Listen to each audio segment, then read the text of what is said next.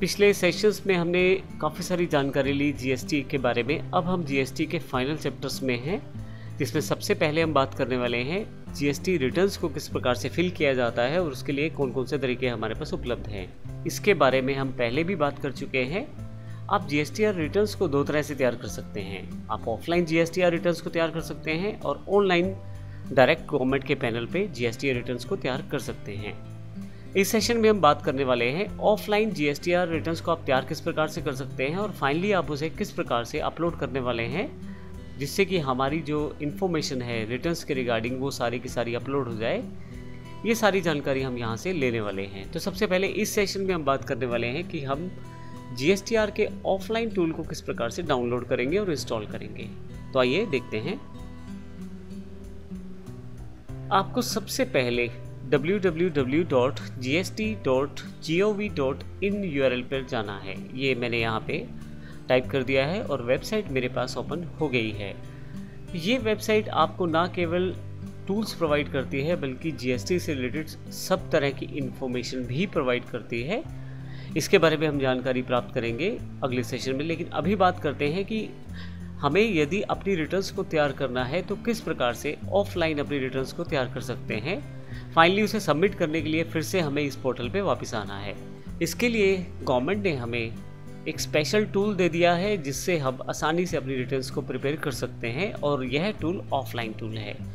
इसके लिए सबसे पहले डाउनलोड सेक्शन में आए, यहाँ से ऑफलाइन टूल पर आकर रिटर्न्स ऑफलाइन टूल को क्लिक कर दें। तो जब आप क्लिक करेंगे तो आपके पास ये पेज ओपन हो जाएगा जिसमें काफ़ी सारी इन्फॉर्मेशन है उस टूल के बारे में, लेकिन अभी डाउनलोड शुरू करने के लिए आपको इस डाउनलोड बटन पे क्लिक करना है। मैं इसे क्लिक कर देता हूँ।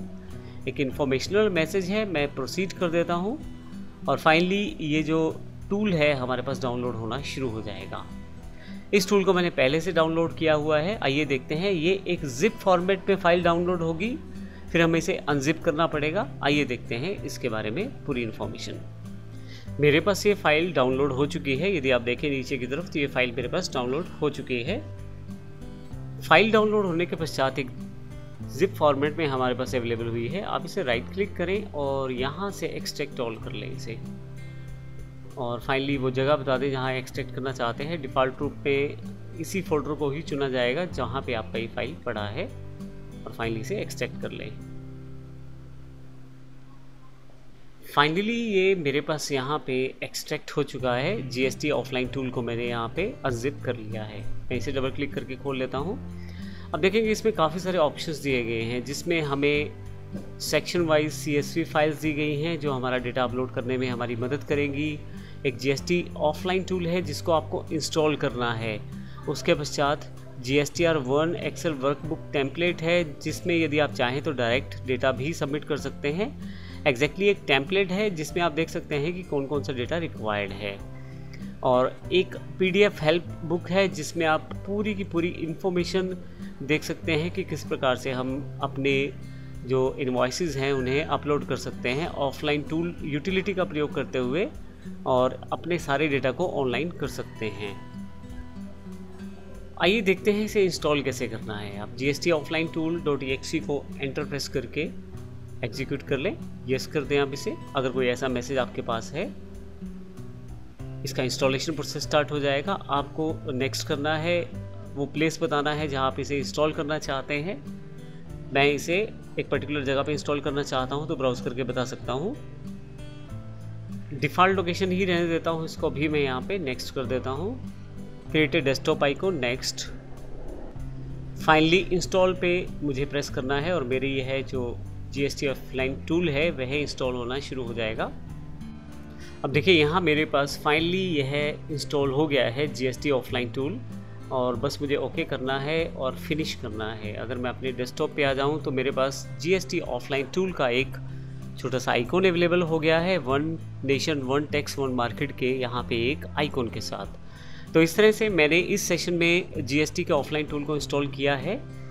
इसके साथ साथ जीएसटी का जो ऑफलाइन टूल है उससे जुड़ी कुछ इंपॉर्टेंट बातें हैं, पहले मैं आपसे वो भी शेयर करना चाहता हूँ ताकि आने वाले सेशंस में जब हम इसका प्रयोग करें तो हमें इसकी पूरी जानकारी रहे। क्योंकि अब हमने अपना जीएसटी टूल जो ऑफलाइन है उसे इंस्टॉल कर लिया है, तो मैं आपको बता दूं कि इससे आप GST-1 को आप आसानी से तैयार कर सकते हैं ऑफलाइन में ही। और असल में ये कार्य कैसे करता है? असल में ये एक जावा ऑफलाइन टूल है जिससे जब आप डेटा भरते हैं तो आप एक पर्टिकुलर फाइल जनरेट कर सकते हैं जिसको फाइनली आपको अपलोड करना है अपने GSTN पैनल पे यूज़र नेम पासवर्ड के साथ।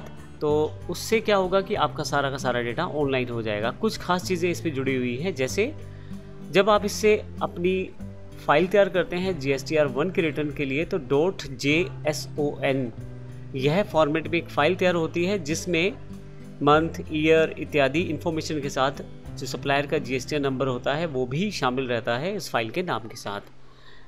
ऐसा नहीं है कि आपने फ़ाइल बना ली और अब बाद में बदल नहीं सकते। आप अगर फ़ाइल बना चुके हैं और बाद में रहता है कुछ मॉडिफिकेशन करना किसी पर्टिकुलर इनवॉइस में, तो आप आसानी से कर सकते हैं।